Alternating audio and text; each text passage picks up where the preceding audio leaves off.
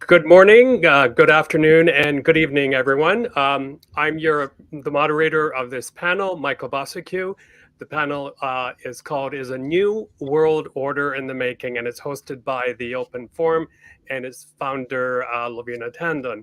I am again your moderator, and I'm currently in Lviv, Ukraine, where it's 7 p.m. and 25 Celsius. And of course, Lviv, Ukraine is in the western part of the country, which has been there has been a Russian invasion almost 80 days ago. And Lviv has also been targeted, but I will get a little bit more into the Ukraine war shortly. I'm a global affairs analyst, a senior fellow at the Washington, D.C. based Atlantic Council, author of the book Digital Pandemic COVID-19 How Tech Went from Bad to Good. We have some three distinguished speakers today, panelists joining us from around the world.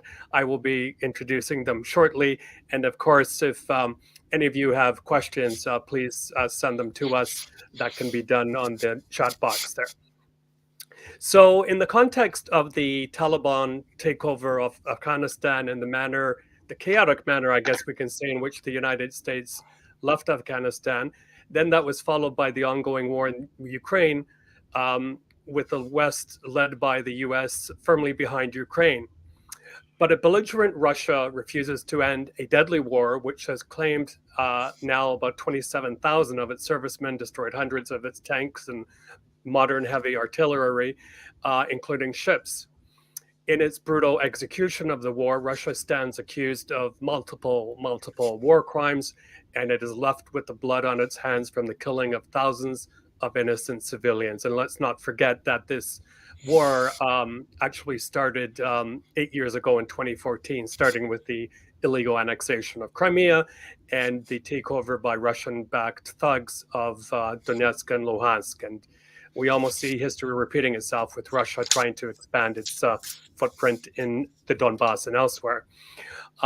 Currently, as we speak, Russian ships are carrying stolen Ukrainian grain, and they're being turned away from Mediterranean ports, but not all of them, because, as we're probably going to talk about sanctions, not all countries are behind the sanctions that are supposed to stop this sort of thing. The Ukrainian Defense Ministry estimates that at least 400,000 tons of grain has been stolen by Russia and taken out of Ukraine since the invasion started.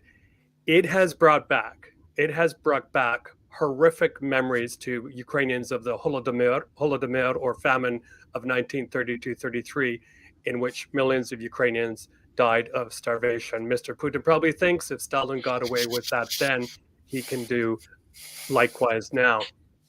Meanwhile, focusing out a bit from the current war, superpowers India and China have taken, I guess we can call it, interesting positions with regards to Russia.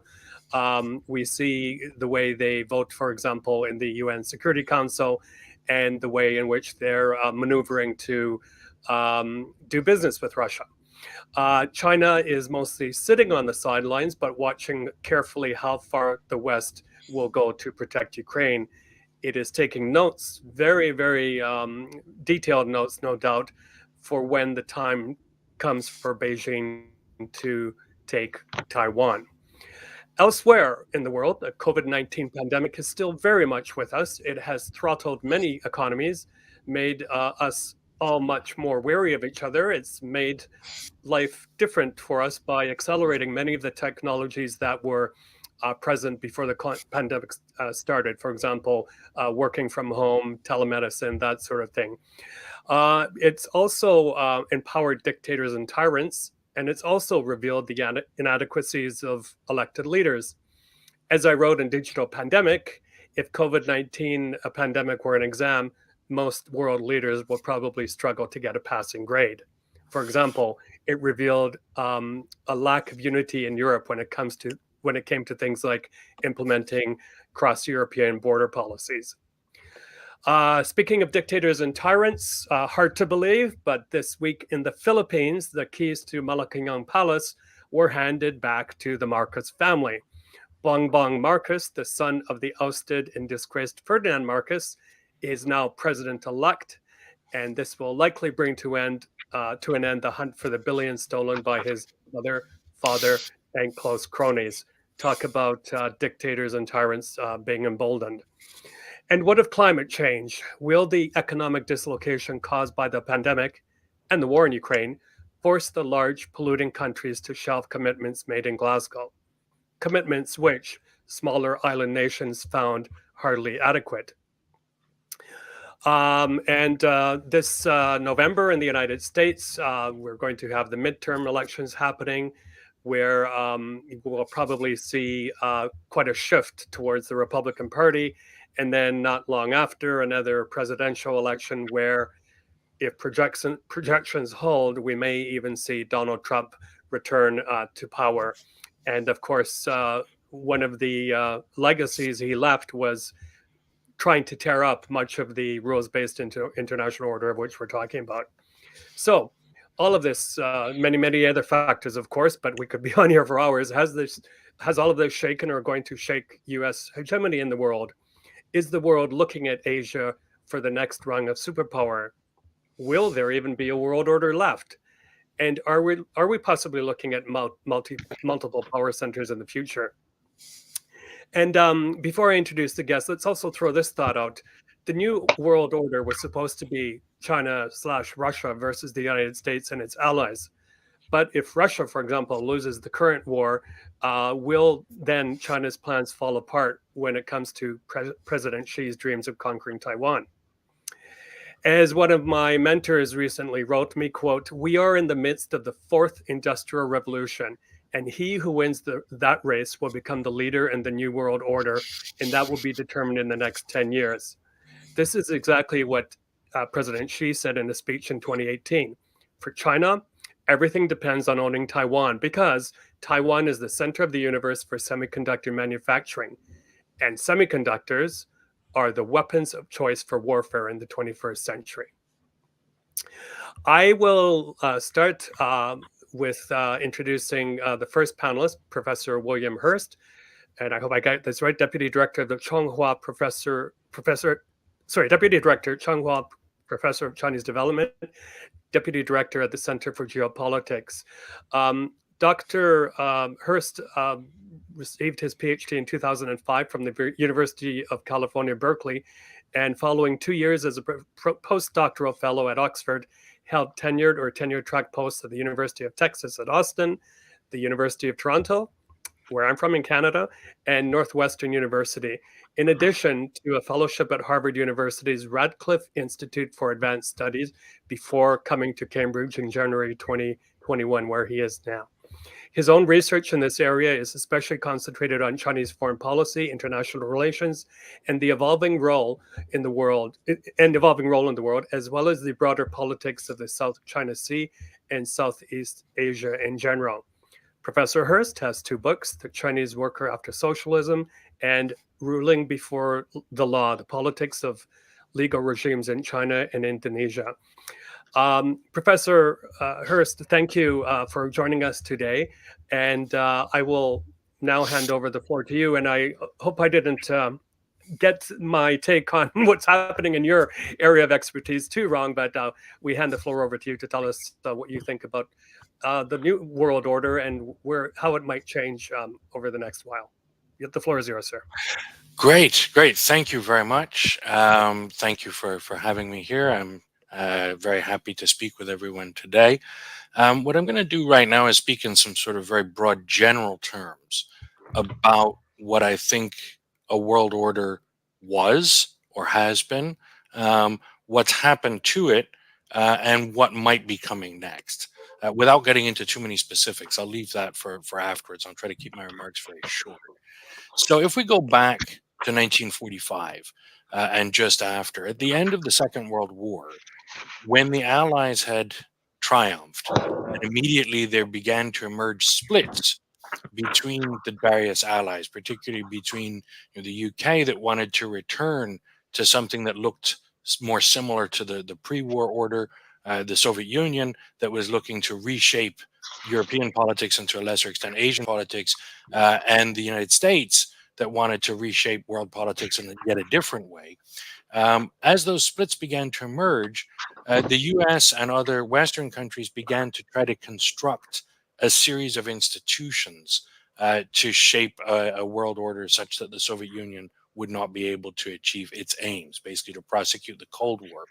And the most famous of those, of course, are the Bretton Woods institutions, right? The World Bank and the International Monetary Fund, but also, things like NATO, other kinds of military alliances, and finally, the United Nations itself actually was largely constructed for this purpose. And then we see under the aegis of these institutions and alliances a series of new arrangements cropping up in the 1950s, 60s, and 70s, such that by the 1980s, if not even a bit earlier, a clear vision had emerged of what the world would look like, but for the Cold War still going on, right? And that was what is now often referred to retrospectively as the quote unquote rules based international order. And what that rules based international order really would strive to do would be to promote what I often think of as the 3 Ds, right? Basically, democracy, right? So, democracy, deregulation, and deterrence, not necessarily in that order, right? And that those 3 things would be promoted by this sort of concert of institutions and alliances without challenge in a sort of hegemonic way. And many people in the Western Bloc, for lack of a better term, believed at least that after about 1990, they got their way. Right? Once the Soviet Union had collapsed, this new order had actually emerged. So democracy is great. Democracies don't fight each other. The famous democratic peace, right?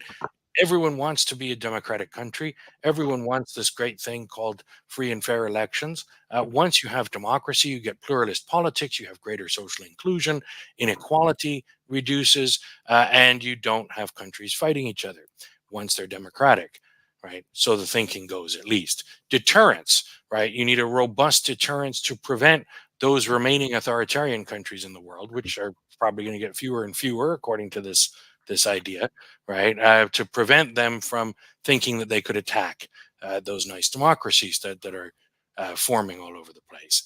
And then you want deregulation, essentially, of trade and flows of goods, services, and maybe even people, although that's much more problematic and controversial, even for those promoting this idea, between at least the democratic countries, right? If not even all countries. So this is the genesis of, for example, the World Trade Organization and the movement before that under the GATT towards generally lowering tariff barriers, free trade agreements, multilateral trade and investment arrangements. So that was the idea. And I would propose, though, that over the last 20 years, we've been in this sort of slow spiral of seeing that it's not really working.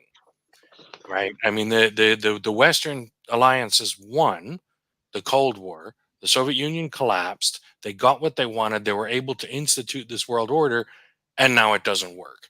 Right. So really, starting spectacularly from September 11th in 2001 and all the way through up until today, it's becoming, I think, clearer and clearer that none of the 3 Ds is really functioning the way that people thought it would.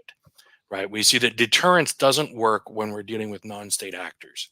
Right. Terrorist groups want to be states, failed states where you've got all kinds of different rival factions in power, or indeed some states that decide simply to ignore the framework of deterrence, as we're seeing right now with Russia. Right. Russia should have been deterred both back in 2014 and today from doing what it's doing. Lots of similar situations have arisen, less spectacularly or at smaller scale, all over the world since 2000 or so. We're seeing it very, very clearly now with Russia. So deterrence is not working. Democracy. What's happening with democracy?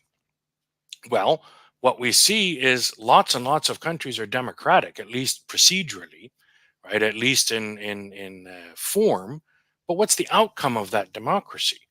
What we've seen actually is a rise over about the last decade of what could be called populist regimes, right? So these populist regimes have come to power all over the world in democratic countries, and they have been in some ways fundamentally non-inclusive, not peaceful, not engaged in the international order in which they should be by means of this thinking or ideology, and not democratic in some fundamental sense, right? And we've seen these pop up throughout different countries in Europe, in Asia, and actually even in the United States itself. As Michael alluded to, the Trump presidency in many ways was just such a regime, and that may come back.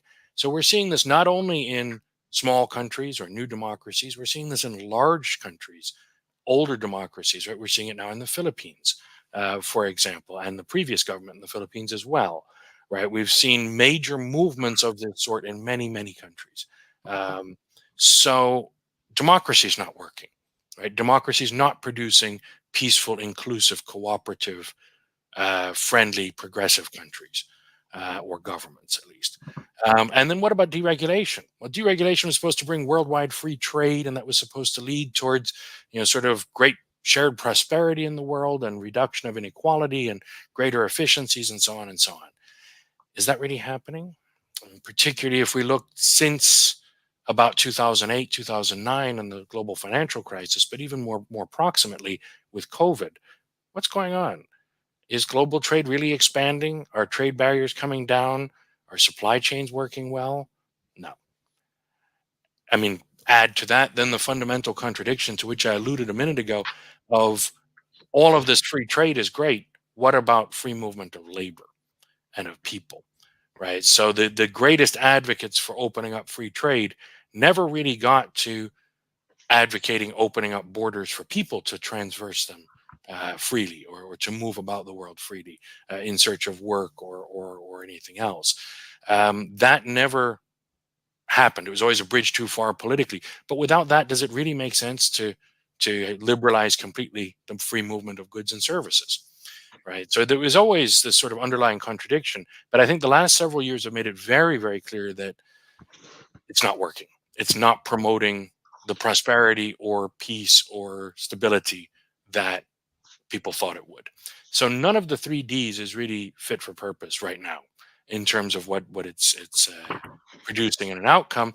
And what that leaves us with is a world order that's beginning to fall apart or beginning to fray at least.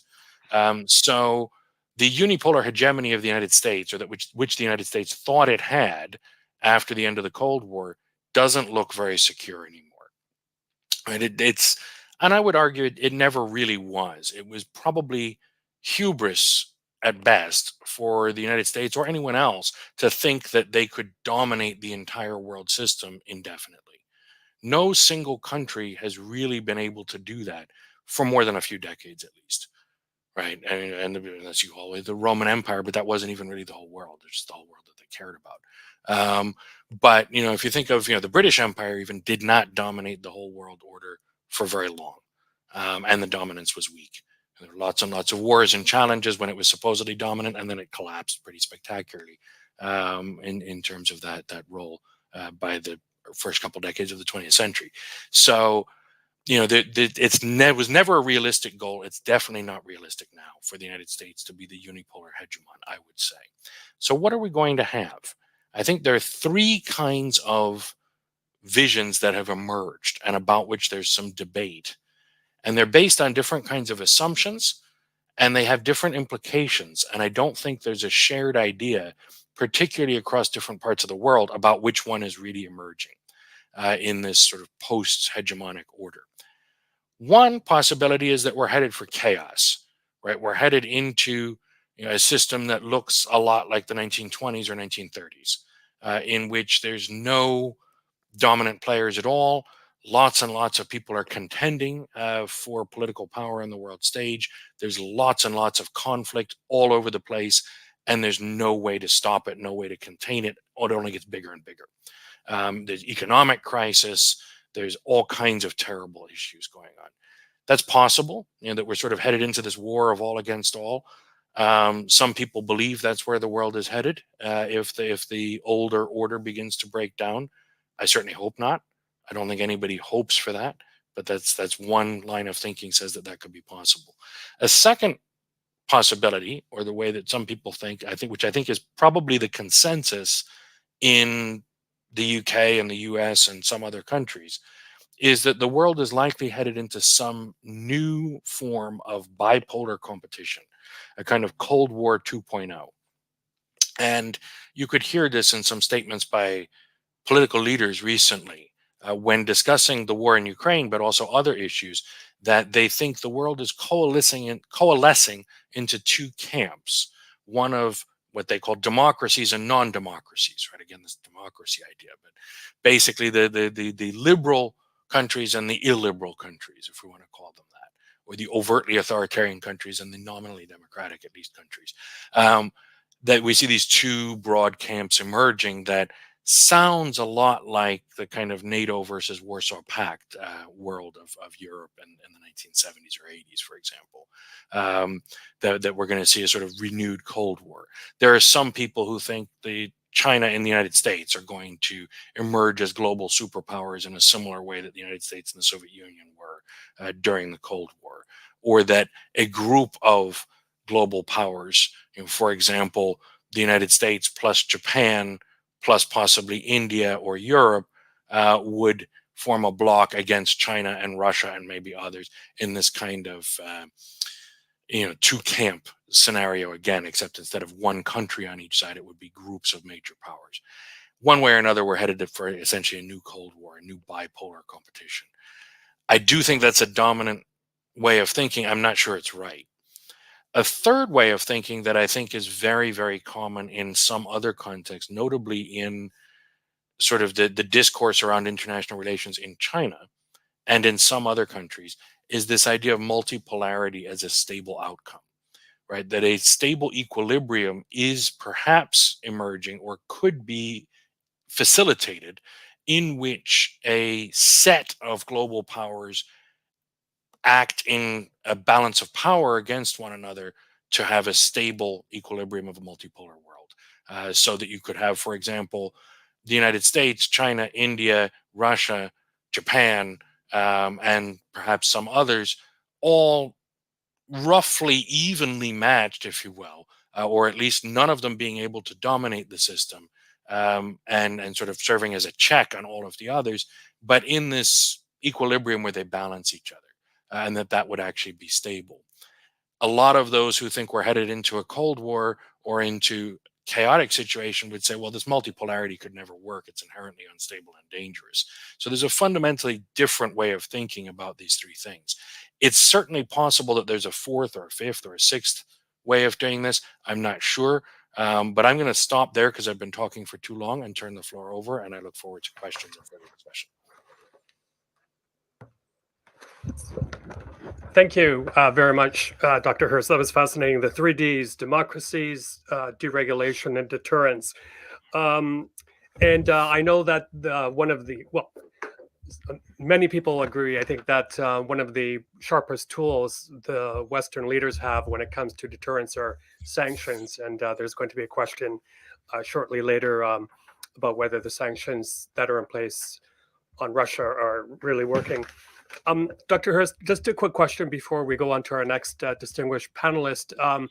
You talked about tyrants and others, and I'm wondering, is part of the problem here them getting emboldened and continuing to do what they do and thumb their nose at the rules-based international order? Is the lack of clarity when it comes to the West setting red lines? For example, we all recall the use of chemical weapons in Syria, nothing was done. There have been many red lines set down here, for sure, the war with Ukraine, and Russia continues to prosecute a war, committing many war crimes. Is that a problem? Do you see? It certainly could be. I'm not sure that is the problem. I think the sort of larger issue to me is that it isn't clear that anything that can be deployed, or at least that people are willing to even think about deploying, can serve as meaningful deterrence right now. This doesn't make any sense. It makes no sense from the perspective of anyone thinking about the history of the last 4 or 5 decades or even further back, in terms of how you deter other powers. So the system is broken, right? Whatever evolved over the period of the Cold War and just after to deter the Soviet Union or other actors is no longer effective. And that's quite worrying if you subscribe to the idea that there was a rules-based order that promoted these 3Ds. Yeah. Okay. Thank you very, very much for that. I am now going to introduce our next panelist. 1 second. So we're now going to move to Malaysia to Dr. Rahul Mishra. Thank you very much, Doctor, for staying up so late to join us. He is a senior lecturer, Asia Europe Institute at the University of Malaya in Kuala Lumpur, a beautiful city which I lived and worked in for quite some time. He will be talking about the changing world order and India's multi-alignment policy, how India could act as a bridge between the West and the East, particularly Southeast and Southern Asia. He is also the coordinator International Masters in European Regional Integration Program. Prior to this, he was a consultant with the Foreign Service Institute at the Ministry of External Affairs in India. Before joining the FSI, Dr. Mishra worked with the Indian Council of World Affairs, a Delhi-based think tank, as a research fellow. He specializes on political security affairs of the Southeast Asian region and the role of major and middle powers in the Indo-Pacific region, especially in the context of the rise of China. And his latest publications include India's Eastward Engagement from Antiquity to Act East Policy. Doctor, the floor is yours. Welcome to the panel. Thank you, Michael. I think I'll start with where William left, that is the 3Ds and how the international system has been largely defined by these 3Ds. Of particular interest is the deterrence. And as he pointed out, the idea of deterrence has not worked. And I think the biggest example there, which tells us that the liberal international order, the US-led liberal international order, as we understand it, has collapsed. The international systems looks fragmented and ineffective in dealing with the Ukrainian crisis. This is also because of the fact that unlike in the past, this time the US or the West has not shown any interest in direct intervention. I mean, we do understand that America is interested in supplying resources and funding Ukrainian armed forces, but that's about it. Imposing sanctions is another thing that the West is interested in doing, but we are not seeing a replication of what happened in Iraq or Afghanistan or Syria or Libya or you name it, the Vietnam War. And this is not happening just on the one side. This is also happening on the other side. So China, for instance, has kept its, if I may use the word, strategic silence on this, and is keeping a very balanced position. You know, it has not openly sided with Russia. We have seen that very clearly, and it has more or less sort of tried to align with the overall general consensus on the Russia-Ukraine conflict. So that point is very clear. So fragmented international system, that leaves us with several possibilities. But before that, there are other aspects also to this increasingly fragmenting international order, the post US-led liberal international order. The first and foremost is the superpowers, particularly the US. You can include the Western, the entire club of Western powers, that they are not interested, or they don't have intentions. I'm not sure about the capabilities, but they are very clear that maintaining a regional security order is no longer their responsibility. It should not be their responsibility, and there should be a sort of burden sharing, which tells us that there is this sense that American capability is facing a shortfall, both in terms of resources and leadership orientation. Also started from Obama's time. Trump is not the only one to be blamed there, and Biden has dutifully carried on with that policy. So AUKUS or Quad is basically telling the world that, look, the US is no longer in a position to maintain that liberal order or strategic status quo.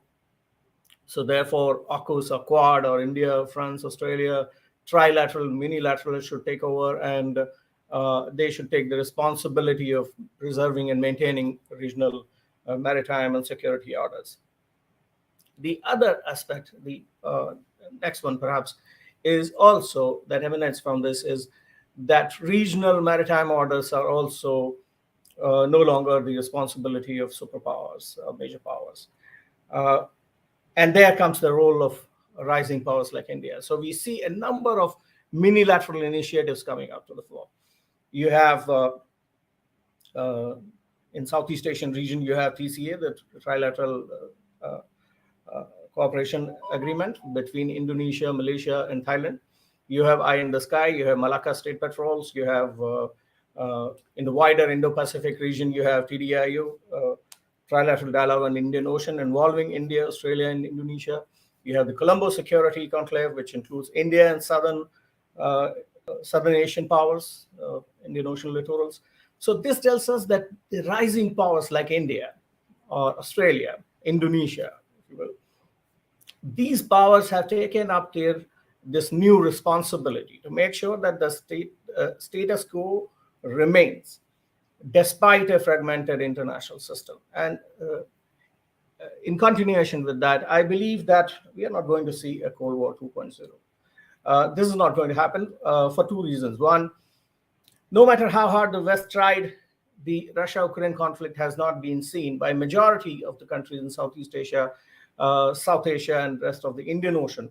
I'm not sure about Africa and Latin America, but majority of small and middle powers have seen it as a conflict between Russia and Europe, Russia, Ukraine, indirectly between Russia and the US, but not a conflict or not a sort of rivalry between democracies and non-democracies. No, it has not seen like that. So Cold War 2.0 seems very difficult. Also, because of, and I think William alluded to that, the revisionist powers like China are champions of free trade and free mobility of labor and capital and people. They are really far ahead of the Western powers, including the US, on 5G and artificial intelligence and so many newest technologies. So I think on technology economy front, revisionist power, but China has taken the lead and is certainly not interested in siding or aligning with Russia on those fronts. Security cooperation, I can understand, is very much there between Russia and China, but that's about it. This leaves a lot of scope for countries like India.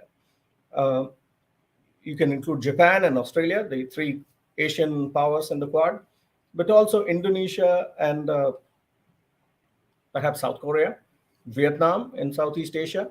These are countries that can play a greater role in maintaining this international order, which is, if I may use the term that Professor Amanta Acharya has used in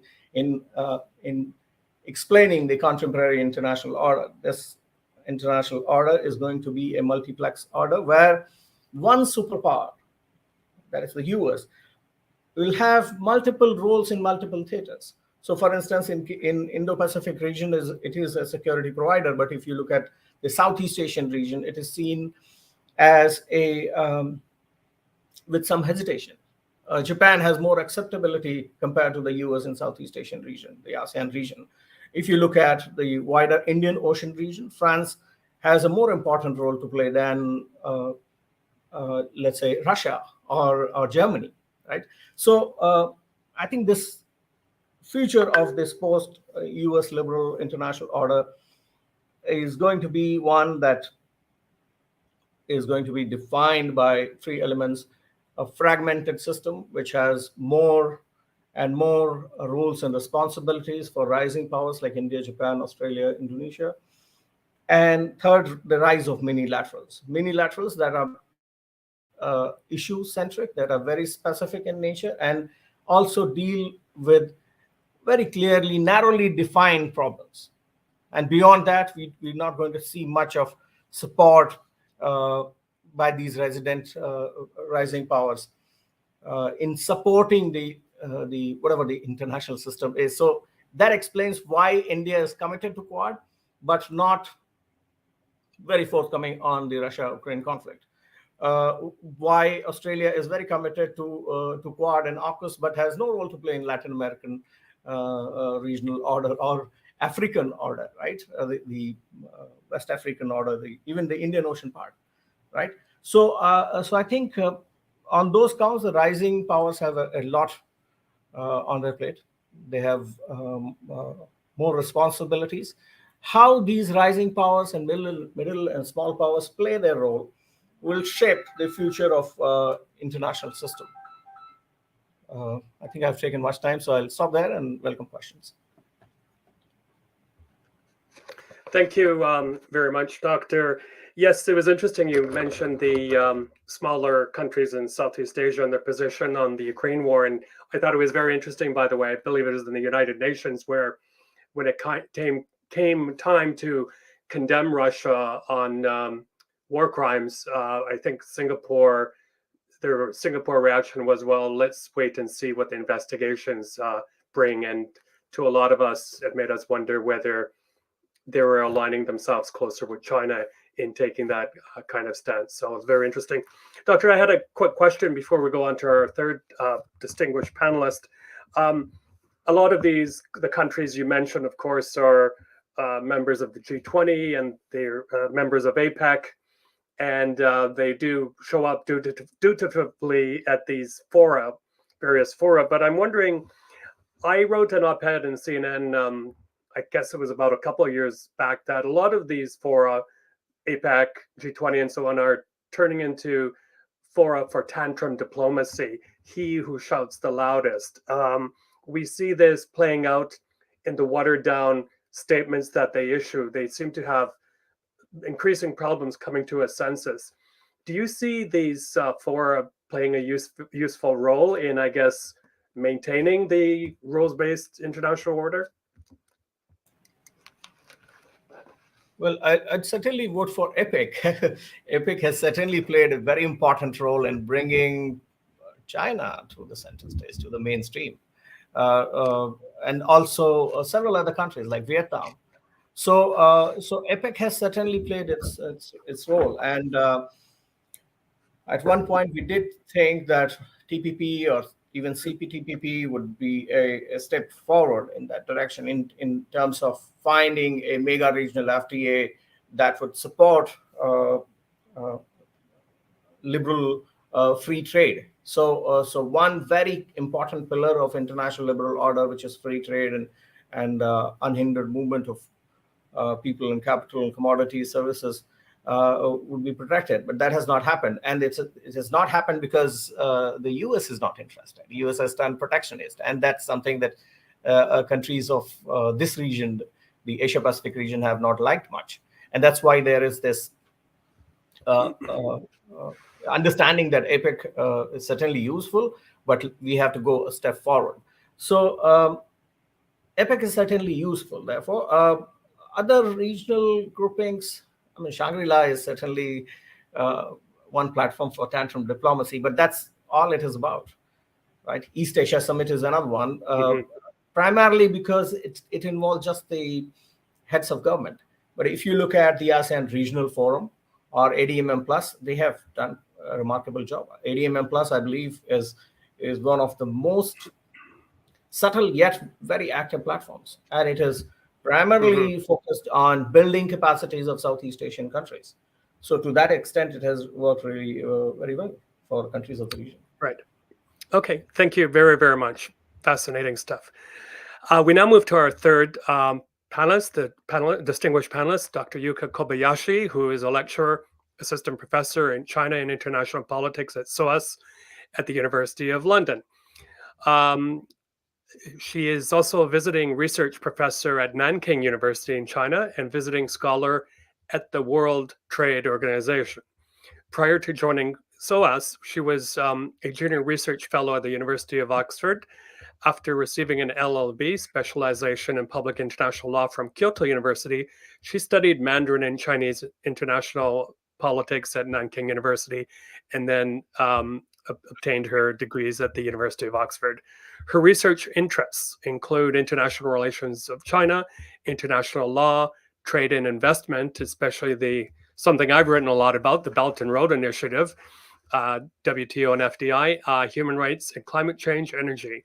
She has advised various governments and think tanks and international organizations on these subjects. Doctor, thank you very much for joining us. We invite you to make your remarks.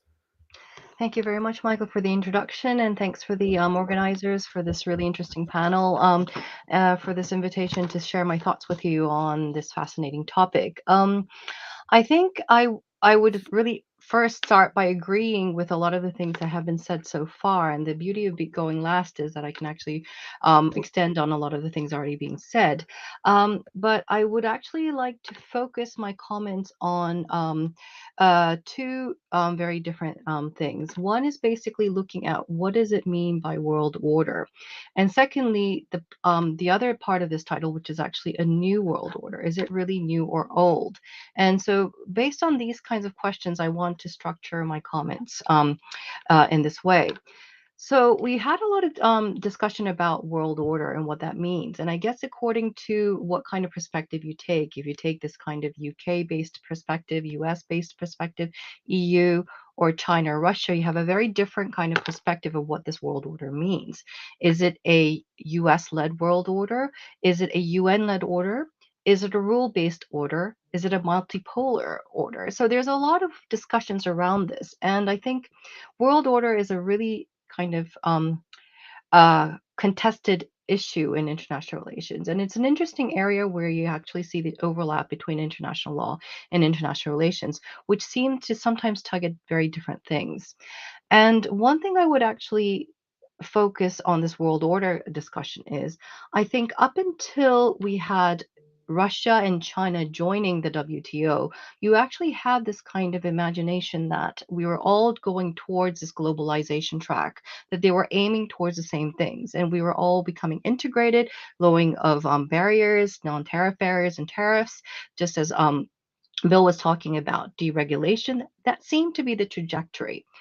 However, I think from about 2010 onwards, we're actually seeing China coming out of this kind of trade review mechanism, going away from this kind of trial period in the WTO. It was becoming very apparent that China and Russia were not really becoming the same economies as what US had envisioned. And this is kind of the prelude to the US-China trade dispute. So in a sense, what you actually saw there in terms of what's happening in the WTO reform, WTO crisis, and this kind of US-China trade dispute, I think was a precursor for what we're actually seeing in terms of what we're actually seeing in Ukraine in terms of world order, except in a different area. This is much more security-based, but what I'm trying to draw here in terms of where you're headed is a globalization or fragmentation that we heard from Rahul. I think these are very interesting things to point out. And what we saw in the trade and economics area, I think, is what we're actually seeing unfold in other areas. And although this kind of description of globalization and fragmentation and this kind of binary way of looking at things seems useful in first glance, I think you have to really be careful here in a sense that, for example, we're using this mode of having this webinar online, which is something we're actually using quite often after COVID. But a lot of these things rely on connectivity and digital connectivity, which is something I write about. But it doesn't work if it's actually fragmented. And this is also a new area, which is relatively new and not well regulated. So, on one hand, the fragmentation seems to be what's happening. Yet, to come to really this new digital era, you need more and more integration to come up with norms and ways in which we conduct these things.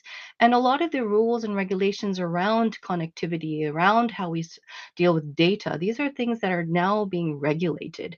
And again, this is actually an area where it seems kind of this bipolar division between US, EU, and the like-minded states and Russia and China, but in actuality, there's a lot more fragmentation. So one thing of caution I want to really raise, and then when we're looking at this world order, is it's not clear-cut between this kind of bipolarity as one might think it is. And I think the comparison of this kind of Cold War narrative is something that needs to be taken with caution. And that's also in a sense, if you look at is it authoritarian regimes versus democracies, and that seems to be a lot of what's been said about what's happening with Russia, China, and the rest. However, if you look at this joint statements of Russia and China, they're not at all saying they're actually authoritarian. They claim they're democratic. So in a way, there's a lot of play in these terms of values. And I think this value based diplomacy and value based rhetoric really needs to be interrogated a little bit more. Because if you look at especially the UN Security Council and General Assembly voting behavior, you'll find that it's not so clear cut between these divisions. And this is where I want to actually go back to, is this world order new or old? And it sort of assumes that we actually have this kind of end of the Cold War and this kind of end of this bipolarity. But perhaps that's not the real way we should be examining this. So, a lot of the discussions around China Russia rhetoric actually center upon the divisions that you actually see in the UN Double Covenant on Human Rights. And you will know that that's actually something that was written after the end of the Cold War to really make sure there were no human rights breaches. And in order to codify the Human Rights Declaration, there were two covenants, one in civil political and one in economic and social. And that was there to really show the ideological divide that you were seeing in this Cold War period. And the interesting thing is, you're seeing in the rhetoric with China, Russia, and the rest, this division between what's important. So the Belt and Road Initiative, right? That there's nothing in the Belt and Road that China actually says they're enforcing these kinds of authoritarian norms or authoritarian ways. It's very much based on Chinese solutions and Chinese development models and Chinese ways of doing things, which is not really about authoritarianism and democracy. It's much more about how China has reached where it is. So this kind of ways of viewing the world order with this old lens of Cold War is really quite dangerous in a sense, because it gives us this false impression that is actually very unified according to these kinds of divisions in this binary sense. And the final point I really want to make is this is also applicable for this division between globalization and fragmentation. We're also coming into an era where digital connectivity really does matter. And it's also augmented with what we're actually going through with COVID. And we're actually seeing that a lot of the things can be done online and through this virtual way. But there's not much thought in terms of how to actually organize this digital world order.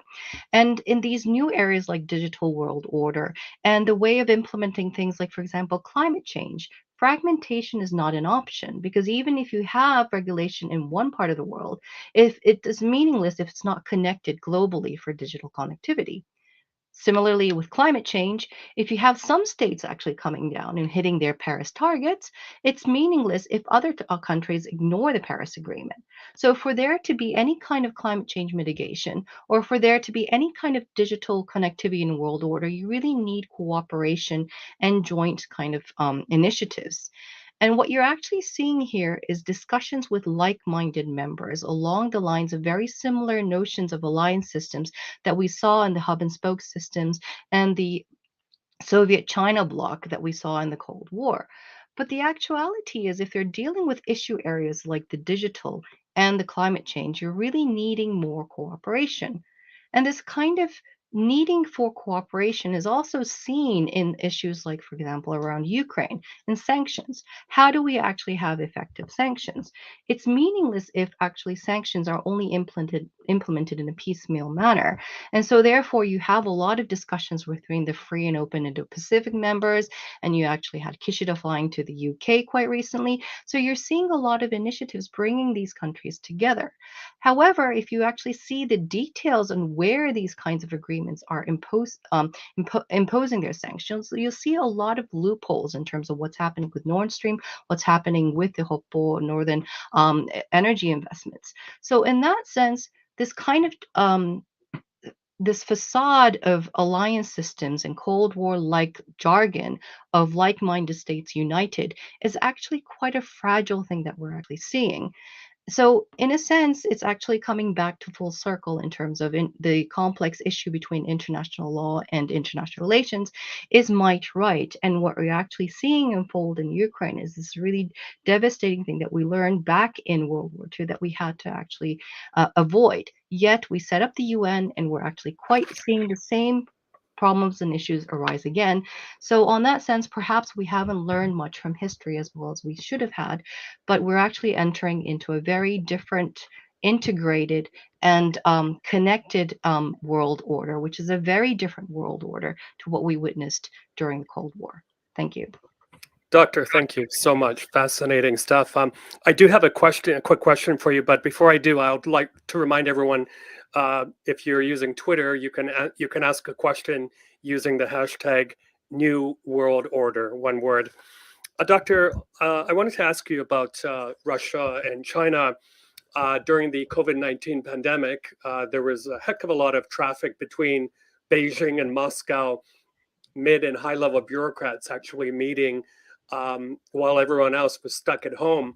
And then also in the run up to this war, we saw Russia moving to inoculate itself against possible Western sanctions by forming a more closer economic union with China.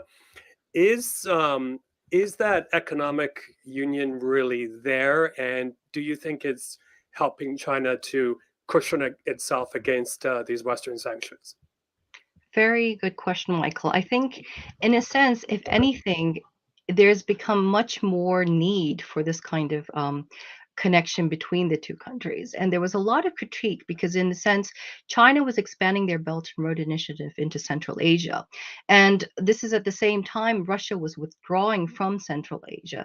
So, in a sense, there was not much happening in Central Asia between China and Russia, although they had initiatives and Xi Jinping and Putin talking about how the Eurasian Economic Union and the Belt and Road Initiative are actually one of the same thing. It was all rhetoric and not real reality. But what you're actually seeing really unfold quite recently is this kind of push more to bring the two together more than ever. And this is actually because they're actually very much seeing what could unfold if China actually tests their waters in various things in East Asia. So the result is, in the beginning, prior to what we're actually seeing unfold more recently in Ukraine, there was not much cooperation. There was a lot of rhetoric and there was a lot of display and performance. But now we're actually seeing more and more need for this, and more so because you're actually seeing the Belt and Road Initiative, the huge proportion of it goes through Ukraine. And Russia is actually one of the largest geographical countries that expands through Eurasia, both connecting Europe and Asia.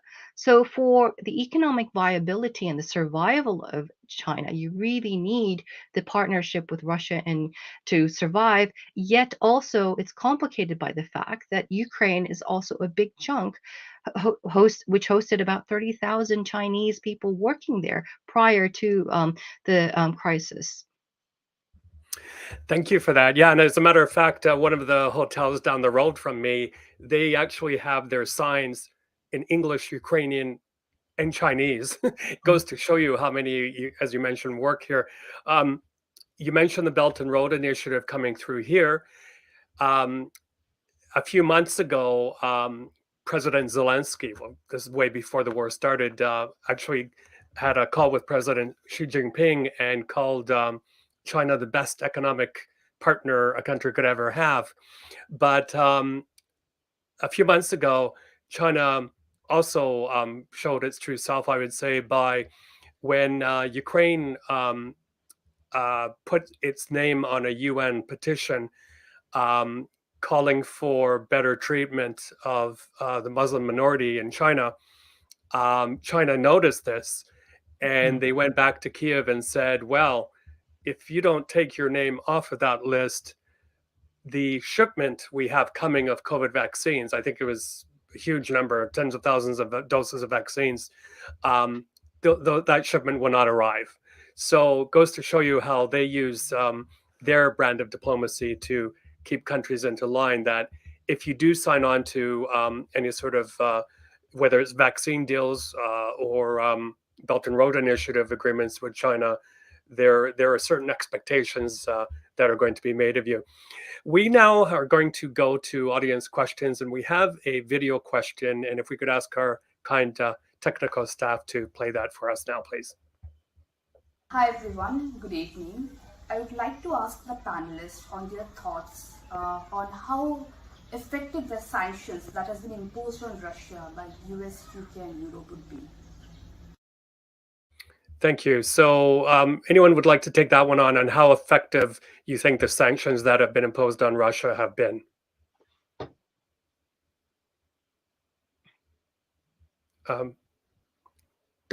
Dr. Hurst, would you like to take a crack at that? I can, although I'm not especially an expert on economic sanctions or the sort of policy implications of them. I would say that the sanctions are reasonably effective in that they have constrained greatly Russia's trade and financial transactions. They appear, from the outside at least, to be doing very serious damage to Russia's economy.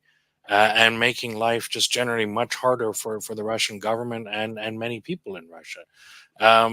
In other words, by most conventional measures, these are pretty robust sanctions and should be pretty strong tools for deterring continuing military action by Russia in Ukraine.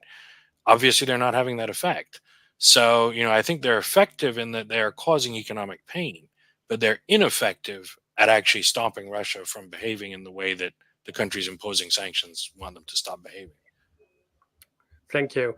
I've also, just for the record, have been writing a lot, obviously, about the situation here, and I've been pretty, critical of sanctions. I think in many ways they're used by Western leaders to show that they've done something, pat themselves on the back. But as I alluded to earlier, I think Russia actually, before the war, was a pretty closed economy anyway, and then it was also working very hard to inoculate itself from sanctions. They will take time. They're not entirely useless, that's for sure. They will take time to hit, especially when revenues from gas and oil go down. But the other thing, and I think one of the speakers alluded to this, is that if you're going to impose sanctions, you have to have unanimity. And for example, we're seeing states in the Gulf and Middle East and elsewhere which have not really signed on to the sanctions. And one of the Russian cargo ships that is carrying the grain that's been taken from Ukraine was actually able to find a safe haven. I'm not going to name the country, but it had to go to multiple ports before it found a safe haven and a customer. We also have a question from an audience member about the importance of Taiwan in the world order. As we were talking about earlier, China is very keen to take back Taiwan. But Taiwan, I think, is, if I can put a bit of a spin on this question, if I can put it that way, has become very, very important. I referred to earlier as semiconductor chips becoming kind of the new oil of the rose-based international order, and no one can hold a candle to Taiwan's capabilities in terms of making those semiconductor chips. But anyone want to take that one on Taiwan's role? And I guess with the threat of China, can we expect the United States to honor its security guarantees there?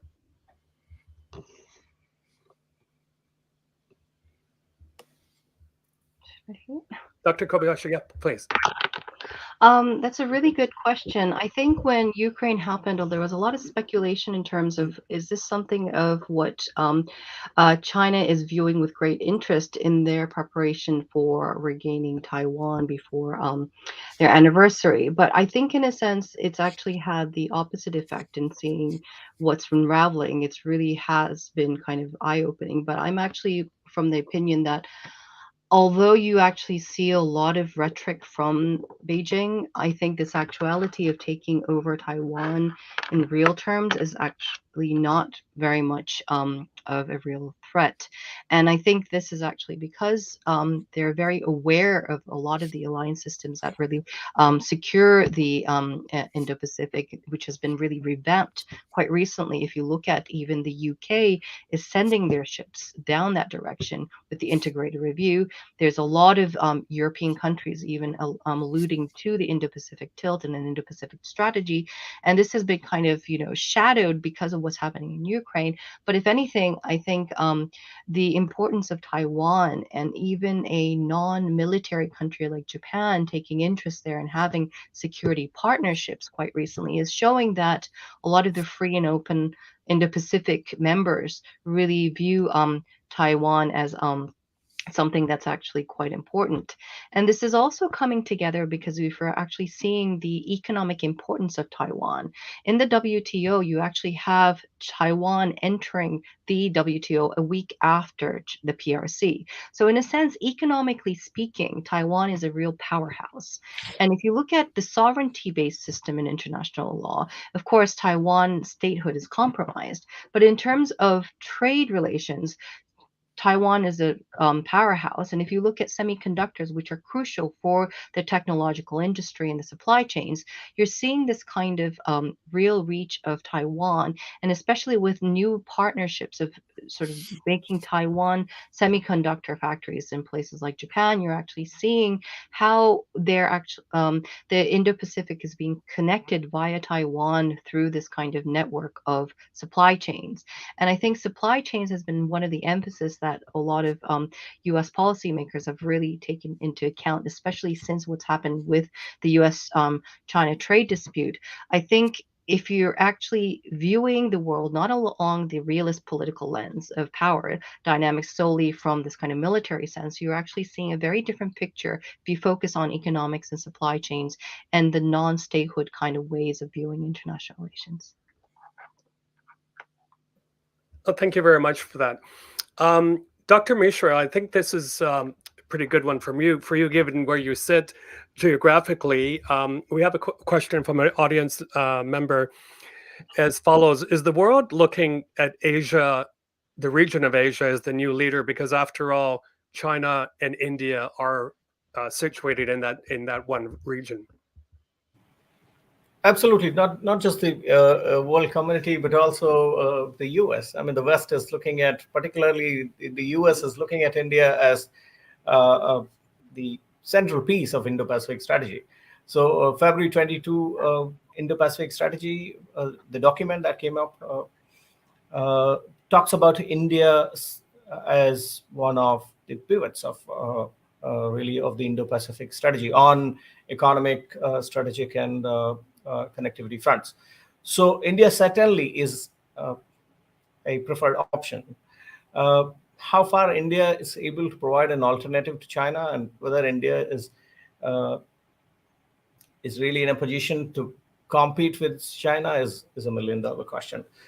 But I think it's really not fair to India to look at this emerging dynamics as a India-China binary. You have to include Japan's re-entry into Indo-Pacific politics or Asia-Pacific politics, if you will. And the way Japan is engaging Southeast Asian countries is really remarkable. Over past, I think, year and a half, or you can include the entire Shinzo Abe period, there's been a lot of progress made on the strategic military front. So not just Philippines, but also Vietnam and Indonesia trying to reach out to Thailand before military coup, even in case of Myanmar. So Japanese presence is also very powerful. And what makes it interesting is that it's not going to be an India-China competition. It's going to be China on one side and India-Japan on the other, courtesy Asia-Africa Growth Corridor and India-Japan joint investments in third countries. So in Sri Lanka, there's already one. And both India and Japan are trying to make connectivity investments in Southeast Asia. So that provides us with a good alternative. And all of this is going to be in the form of soft balancing, because Japan is not going to, or even India is not going to confront China militarily in any theater, any other country or any other region.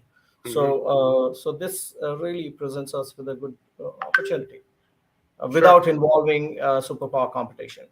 Sure. And Dr. Mishra, staying with you and staying with Southeast Asia, the past 24 hours, President Biden and President-elect Marcos had a telephone call. The White House readout didn't tell us very much other than I think the Washington expects Philippines to remain a close U.S. ally. But where do you expect the new government to go when it comes to relations with China? Obviously, we have the disputed waters and the islands in what the Filipinos call the East Philippine Sea. And do you expect a tightening of the Philippine-U.S. relationship, or do you expect a continuation of the close relationship which was formed under President Duterte and President Xi Jinping? I believe the jury is still out, and a lot of people have been saying that Marcos Jr. is going to really continue the Duterte policy on China. But I think Marcos Jr. he's facing this legitimacy crisis because as per the U.S. laws, he cannot really enter America, and that's a big problem for him. So to seek legitimacy, to get approval, he might have to side with the U.S., and that's a trade-off he's going to really go in for, which would also open a number of possibilities for his family. I mean, they really have a very checkered history. So to gain legitimacy, I think Marcos will do a trade-off, side with the U.S. VFA is already in force, the Visiting Forces Agreement, and on territorial incursions, the presence of Chinese militia in those waters is also going to be a contentious issue. Because throughout this campaign, we saw the South China Sea issue, the East Philippine issue coming back and forth at the center stage, and people asking questions and politicians trying to respond to those questions.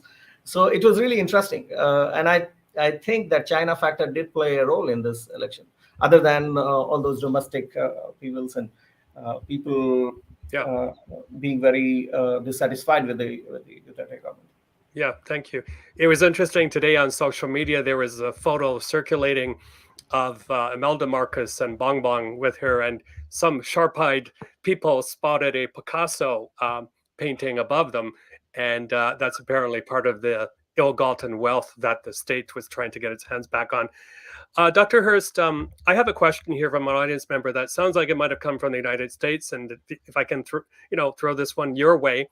The question is as followed: is the current world order falling apart because in the West we just take it for granted and we've stopped defending our freedoms?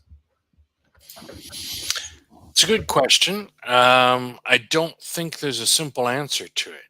I mean, I think the ways in which people would look to defend elements of the order or freedoms or any other things that they hold dear are the old tools of sort of democracy and deterrence, and they're not working, right? Even when people engage those tools forcefully now, they're not producing the desired outcomes, at least not consistently. So I think, looking at this from a sort of structural point of view, the system is broken. It's not being undermined. It's just sort of breaking of its own internal contradiction on some level, or if not internal contradiction, at least incompatibility with where the world now finds itself.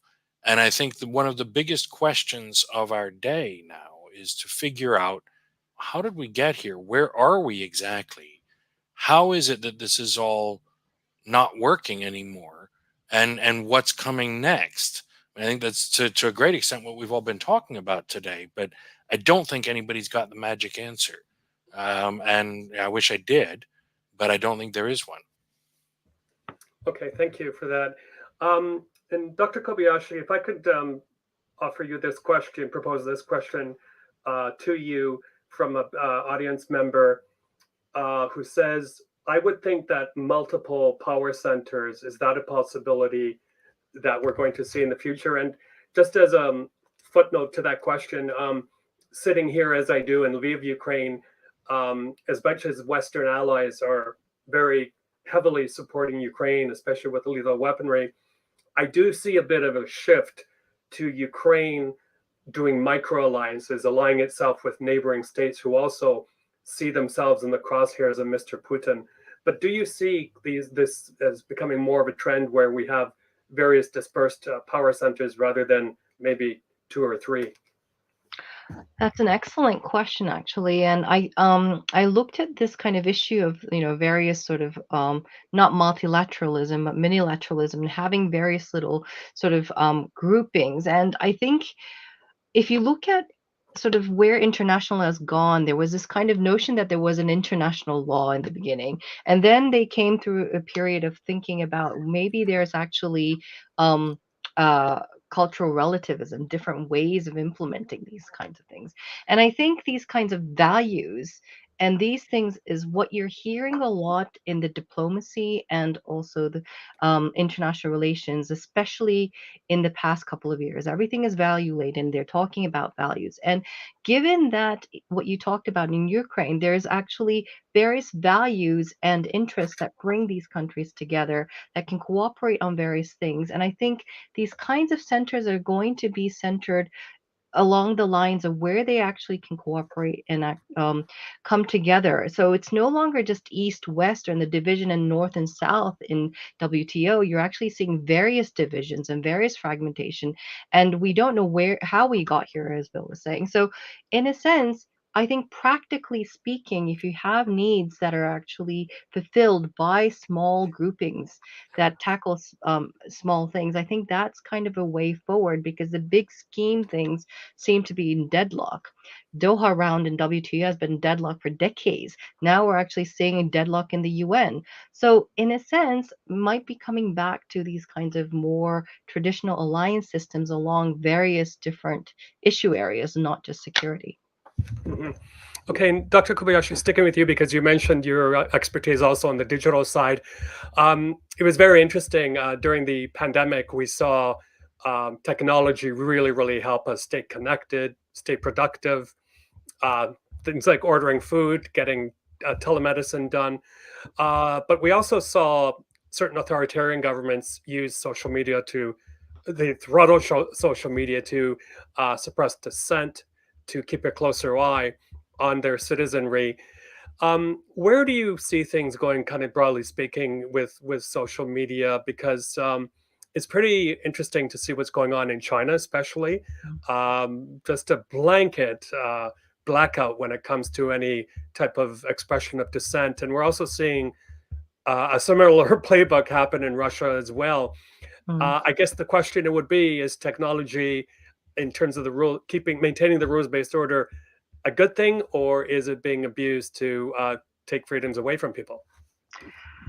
Ooh, that's a very difficult question. It's an Sorry about excellent question.